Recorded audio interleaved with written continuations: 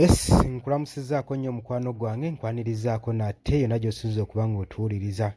President Robert Kyagulanyi Ssentamu amanyikiddwa nga Bobi Wine era President wa National Unity Platform olwaleero akoze okusalawo n'alonda Deputy President mu Central Buganda. Jjukira nti nno kifo kino kibadde vacant ebbanga ddene okuva Mathias Mpuuga bwe yava mu kibiina kya National Unity Platform. Kakati kanje ndukuseetulire gwe mukwano gwange olabye bwe kiresse abalala nga bali heart broken gwe mukwano gwange ali eyo olw'okusalawo kwa Robert Kyagulanyi Ssentamu.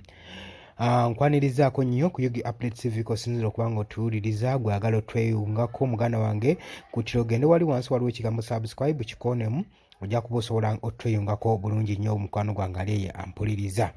Kakati bukyanga lubanga lwa mmindi leero olunaku olwaleero Robert Kyagulanyi Ssentamu asazeewo okufiiringa vacant ebaddewo mu kifo kya Buganda Deputy President. Jjukira nti nno former leader of opposition Mathias Mpuuga yali yalondebwa mu kifo kino gwe mukwano gwange ali eyo ampuliriza. Era oluvannyuma lw'okwakitinga obutali bulungi n'okukola obutali butuukirivu mu kibiina, ekifo kino kyamugibwako era oluvannyuma lw'okuva mu kibiina.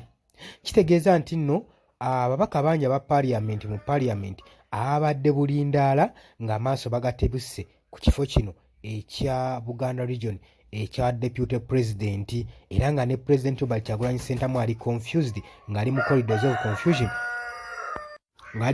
of confusion nga naye yeebuuza nti ekifo kino nkiwaani ddala olw'abantu ababaka ba Parliament okukola obukubirire okukola obutaweera bonna nga bayayanira ekifo kino ng'omukwano gwange ampuliriza. Kaakati tubadde tumanyi nti Betty Nambooze Bakireke owa Mukono Municipality yagenda okuba nga alondebwa. Abasinga mbadde mukimanyi President si yebadde ensalawo kye, wadde bangi mugamba nti no kino kirese bangi nga bali heart broken, abadde balowooza nti ekifo kino bagenda kuba nga balondebwa mu kifo kino. Muno nno mulimu ababaka abadde beesunga ekifo kino omuli Patrick Namba ne Joseph Gonzaga Sewungu, mulimu Betty Nambooze, mulimu Florence Namayanja. Be bamu ku babadde bali balundirira oba oliawo nga baga President anaabattira ku liiso ekifo kino n'asobola okuba nga bakibawa. Naye President yakoze okusalawo kwe n'alonda Muwanga Kivumbi okubeera ku kifo kino ekyobwa Deputy President mu Central Buganda gwe mukwano gwange ali eyo ampuliriza. Newankubadde abalala kibalese nga bali heart broken olw'okuba nti badde bakola bukubirire okulaba nga President Robert Kyagulanyi Ssentamu abattira ku liiso. Gw'olowooza naye kyensuubira nti nno okulonda Muwanga Kivumbi kubadde kusalawo kwa kibiina era baatuula ndowooza ne bakkaanya ku muntu lw'abateeka mu kifo ekyo. Kansuubire ku lwange nga wendowooza tulabe tutegeere nti oba oliawo nti President yakoze ekintu ekituufu okusobola okulaba ng'alonda omukulembeze atagenda tuswaza.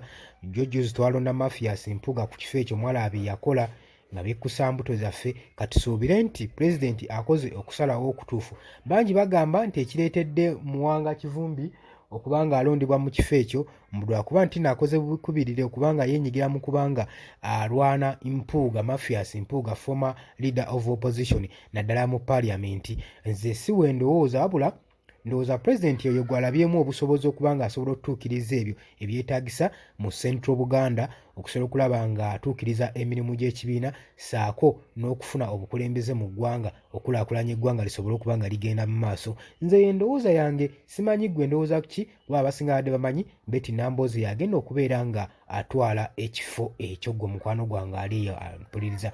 Gw'olowooza ki ku kifo kino okubanga Muwanga Kivumbi yalondeddwa so si Betty Nambooze? Naye abasinga ebintu bino nze mbadde mbasaba okwekkaanya ennyo ne principles z'ekibiina.